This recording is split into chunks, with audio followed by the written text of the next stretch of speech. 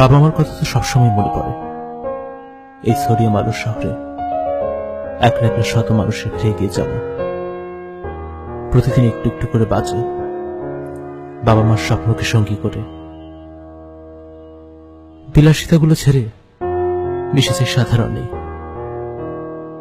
আমার এই সামান্য ত্যাগে আরেকটু যদি ভালো থাকে তারা, তাই একটু একটু করে সঞ্চয় করেছে তাদের জন্যই। একলা বিকেলগুলোয় মাকে মনে পড়ে। বাড়ি উঠোনে বসে মার হাতে বানানো চা। মাকে ফোন দেই, মা বলে কবে আসি বাবা? আমি বলি আসবো মা, আর কদিন পরেই তো ঈদের ছুটি।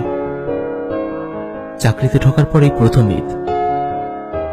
বোনাসের টাকা পরিবারের সবার জন্য ব্যাগ ভর্তি কেনাকাটা, আর নিজের জন্য বুক ভর্তি আনন্দ।